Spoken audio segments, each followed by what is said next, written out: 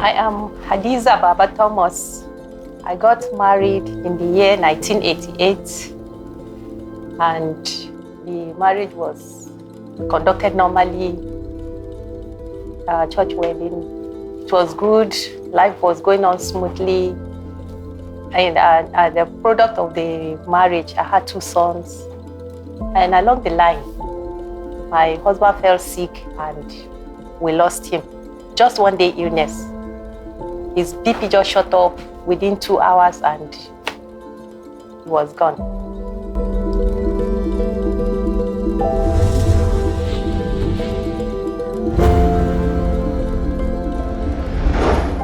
Hello there, my name is Edirin Essiet and we're here today at Widow's Corner, and here with me is Hadiza.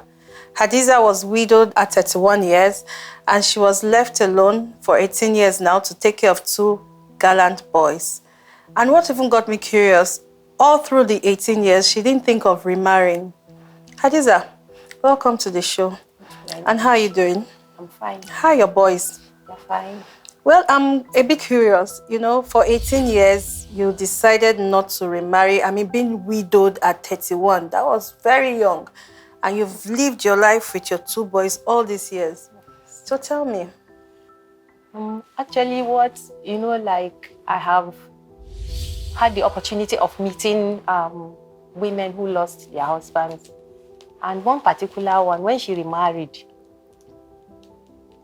it was like, why did she decide to marry again? Because the first marriage was very okay.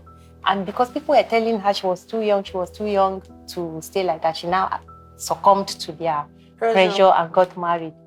So when it happened to me, I just felt that there's no, number one, I looked at it. I understood my husband so well. We understood each other. I was not thinking, will any other man be able to understand me the way he did, and me too, understanding him that way. Then secondly, you know our society.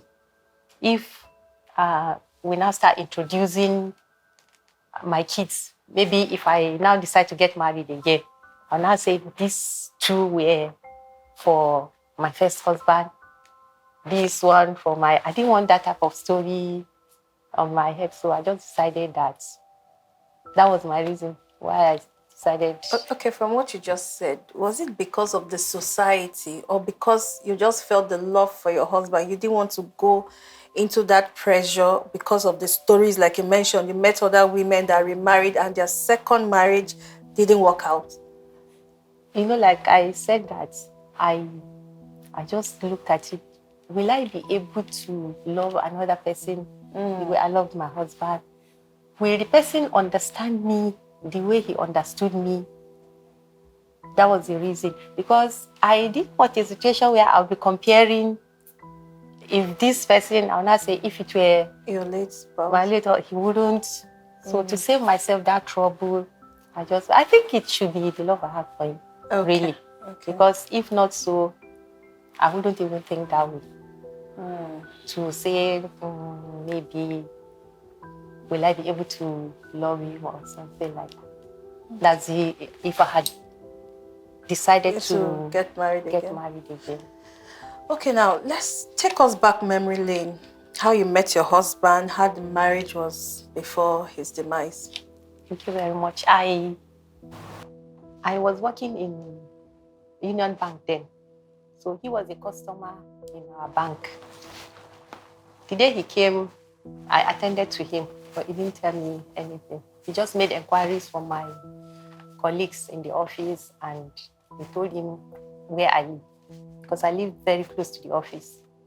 When we eventually got married, he was telling me why he didn't talk to me that day, that my colleagues told him that if he had spoken to me that day, that the marriage wouldn't have taken place.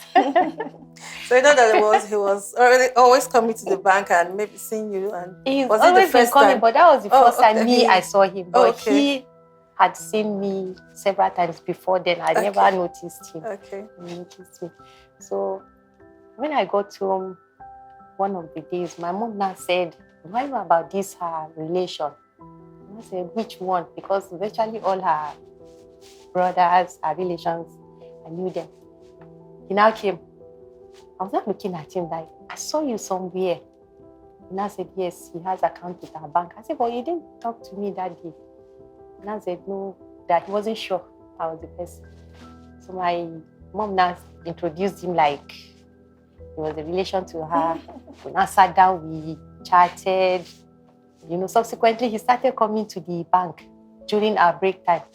When I started, we were like 5 of us, age mates, and we all lived around the same place, very close to the office. So he would come take us out for lunch. One of my friends then even asked that this guy that's always taking us out, who among us is he interested in? Because then they were already seeing him as my relation. Okay. Now they now said he must be a very gentleman not to have talked to any of us like, I want to take you out or something. So I think after about a while, my mom now said, this idea of my relation, I think we better tell her, because if she gets too used to the fact that you are her relation, you might not. So the day they broke the news to me that we just started laughing. When I got to the office the next day, I told my friends that, can you just imagine what I just said? My mom told me. They now said what? I said, that guy is not my brother. It's not our relation. He actually wants my hand in marriage. He now laughed, and then from there, they now say, well, we have gone out with him. We have seen that he's a good man. And in fact, they told me, I said, me too, I've started liking him, true, because we liked his behavior. And I even never knew that he was in the army. He didn't even let us know. It was later that he now told me that he's the captain in the army. I said, okay. So we started our relationship. He was in Ohafia then. I was in Kaduna. So from time to time, he would come. We now arranged wedding. We wedded, the normal wedding. I now joined him in Ohafia. Okay. We had a very good marriage. We related well with our neighbors in Ohafia. From Ohafia, we moved to Weri, Port Harcourt, just going around, the nature of his job. Job, of course. Just going around and around. Like, the few times he was around, we were good. But most of my married life, we were not always together. Oh. He was either going for one course or one training or the other. Okay. Up till the time he fell sick and died. But the few times we were together, we were very good. In fact, most of our neighbors then, they used to say, probably we're close because he's not always around. So the little time he had to be around, we didn't bother to quarrel. Okay. We're just trying to catch up rather than have time to quarrel. And that was it until he fell sick and now died.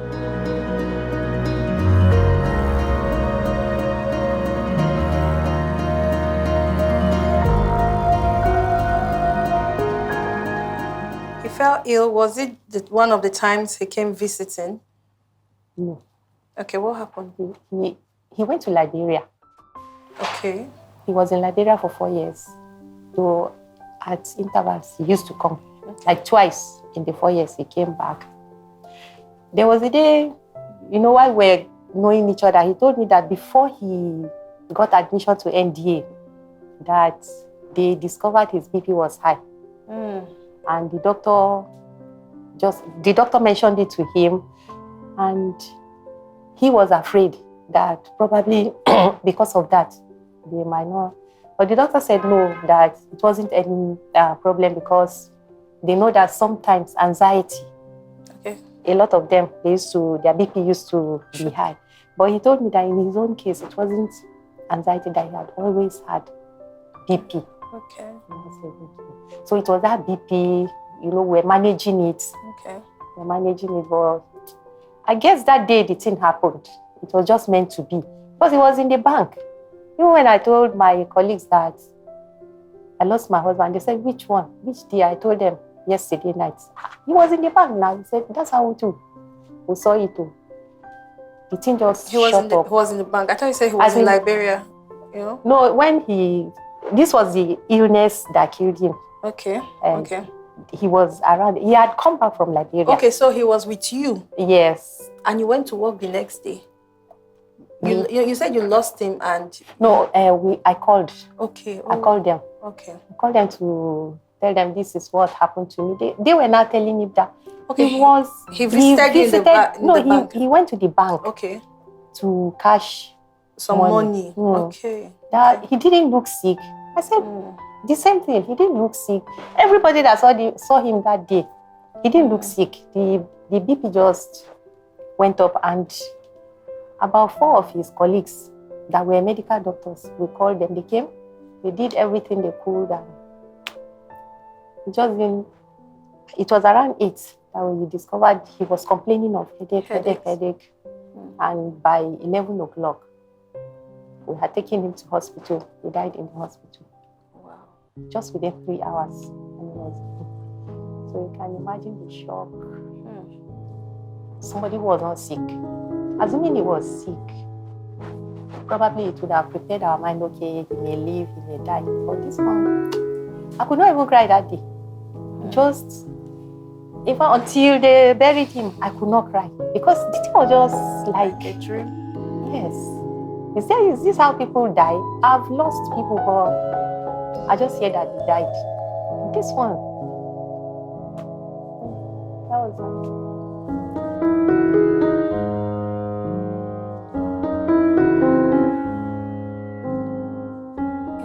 You seem like a very strong woman, how did you get over that shock? You said by 8 o'clock he was complaining of headaches, and by 11 p.m. he's gone. The barrack community. The what? The barrack community. Okay, the barrack community, okay. The way we're living, I don't know if it's still like that till now. Immediately, the news got to them. Almost everybody came around. And they were like when I first gave birth to my first son, I didn't have opportunity of bathing my son until he was 12 months. All the women there, they even did a roster. Okay. This one will bathe this week till it was 12 months. I had to be begging them, let me bathe him too, at least for once. So you can imagine that type of community. They were there. Okay, so you had your support system from the women of other military personnel. Yes, and the officers themselves, they were always there for you. There for me. Okay. Or was it also as a result of, you told me that he wasn't always there. I mean, he would travel all over the place and come home for a short time and go back. So in your own feelings, did you feel that he's gone to, one of those his trips? How did you overcome, or how did you heal the grief? Yeah. Yes, I was going to come to that. Okay. Up till now, sometimes I just feel like maybe he'll just walk in. Probably it was just a dream. Even after witnessing the burial. So when they lowered him in the ground and we poured sand. But it still seemed like he just traveled. Went on course. Probably sometime he'll come back. Even those my women, they used to tell me that even they themselves, that they still feel like he just traveled. He will come back. Because we were not prepared for what happened. He was not sick. He had never been sick to lie down for a day. Talk less of just dying like that. But the women were there for me. I was never left alone for 5 minutes before we now traveled home. And when we were going, they still went with us. Yes, they still went with us. Well, first, were yourself and your husband from the same village? No. Okay, you were from a different... From the same state, but different Okay, from the same state. Okay, so did they subject you to any rights? They were going to, but because, when he died, and we sent message home, we're getting some feedback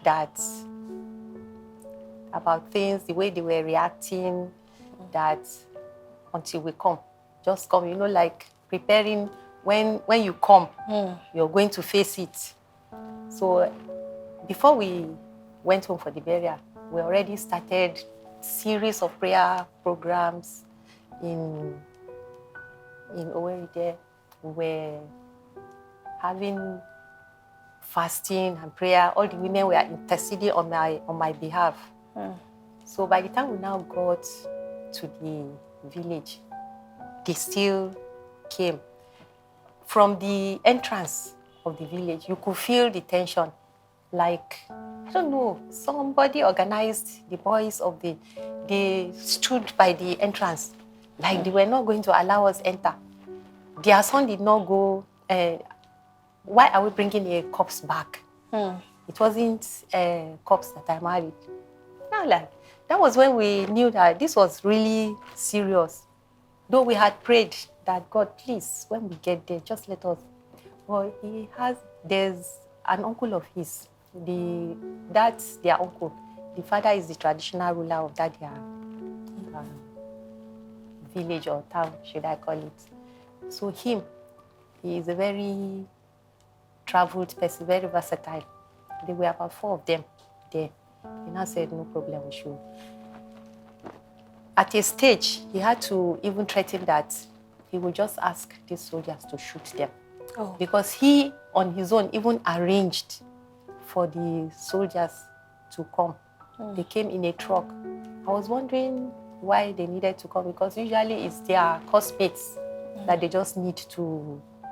But when I now saw the soldiers, he said he had this reason for bringing them. That was when we knew that this was really serious. So they now started calming down. When they saw the soldiers? Yes. We were supposed to go to their family house, but we had to change venue. We had to go to the house of that honorable. It was in his house now. That's his uncle, your late husband's uncle. Okay. Yes. It was then that we went. So when they had the meeting, they did everything. They said they were going to bait me after the burial. That's when, from the day he died, the dress I was wearing, I was not allowed to change it. I was not allowed to take my bet. From the day he died? Yes, till we went for the burial. So I wore that clothes. So they said it is after that bet that I will remove the cloth. So you mean when you lost your husband, you were in Owerri then? Was it Owerri? At that date, when did you take the corpse home? A week. So you mean for a week you didn't have your bath? No. Wow. Though they were not there to see, but since they said it's tradition, we just decided to obey it. So when I got to their village, and I said, they need to bathe me. And now they bathe. They said it's traditional that I must do it. So one of my own... Sorry, who needs to bathe you? Is it... The women... The women in the village? In the village, yes. With the water, or because I heard some places they use the water of the corpse, and was it that? Okay, we wouldn't know what their plan was. Okay. But my uncle said no, that if that he asked them, where are you going to bathe her? They measured, he's now said no. If that bathing is not going to take place inside this house, that he's not going to allow it. So that was when they now said, okay, that his own uncle now said, no problem, they should come, and if they are not hiding anything, this place and that place, what's the difference? They should come and bathe me there. So now enter the bedroom. My uncle now stood up to follow them. I said, no, that he doesn't need to, that he shouldn't worry. They now allowed 2 women from my side, and then the women, about 6 of them, all entered the bedroom. Okay. And now pulled my clothes. They said they should give me the soap to bathe myself, that I can bathe myself. Why do they need to bathe me? And if somebody must bathe me, my 2... The women with that went they said they would bathe me. They now allowed me to bathe myself. And I came out, the clothes and everything, the soap, everything. They collected it, and we now came out. So they now started that I will stay in the village for 40 days. My uncle said, no, I cannot stay in the village for 40 days now. She's working. And the officer had already given her, as at that time, I've already exhausted my leave. And I said, no, she cannot die. As we are finishing anything they have to do, we should do it that day, so that he cannot leave me in the village. All of us will have to go together. Yes. So they went and met again. They now granted it that this woman is working. Let her go because of the son. He's in school too. So they now allowed us to go after the burial and everything. We now followed my uncle.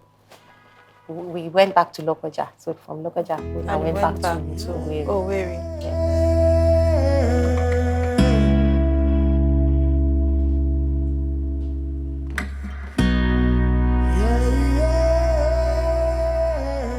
How would you describe the whole burial situation? How did you feel when you got back to Owerri? When I got back to Owerri, I would say I had a lot of relief. Okay. Because the tension, apart from losing somebody, those very weird behavior that went with it now overwhelmed me more than the grief itself. So by the time I got back, I was relieved because, like I said, I still had people around me. It was like, this didn't even happen. The whole thing in the village, the burial was like a drama.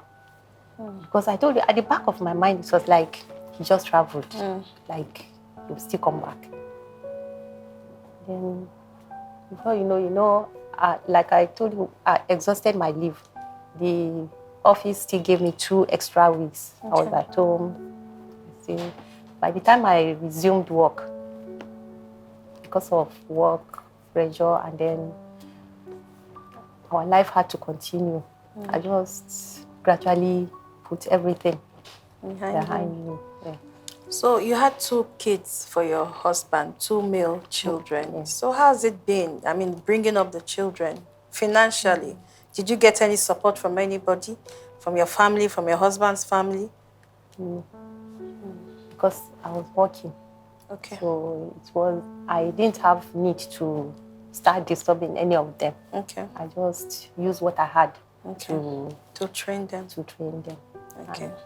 And those luxury things we used to have before, I had to put them away so that the basic things like school fees, their upbringing was what I just concentrated on. Like sometimes my friends will even, maybe we have a wedding and they are saying we will buy clothes. I just tell them, me, I cannot participate. And they will just exempt me. Sometimes they even, on their own, they will give me the clothes that I should know about paying. So that was how we managed ourselves. And gaining admission for them, some customers in the bank that assisted with the admission to secondary school, university. Eventually, we left Owerri. We came back to Lagos. Okay. So their university, one of our neighbors too, when we came to Lagos, in Ikoyi, she is the one that assisted with the admission of my son into university. Okay. And then, so are they done with school now? Yes, they are both graduates now. Oh, awesome. So they've now gotten the employment they desire. All of them have where they wanted to work. But I'm not responsible for them anymore. At least they are feeding everything. It's not on me anymore. Okay. In fact, I can boldly say that now they even once in a while send, like, buy a recharge card for your phone. And I give God the glory that, because most of the boys, they grew up together with some people used to ask me, how did you manage to raise these boys and they did not go off track? I say, well, prayers. We pray with them, and I keep explaining to them, your dad is no longer around. Because I know some women decide to get married again because they need that father figure. Only that at the end of the day, the reason why they remarried is not always what they get.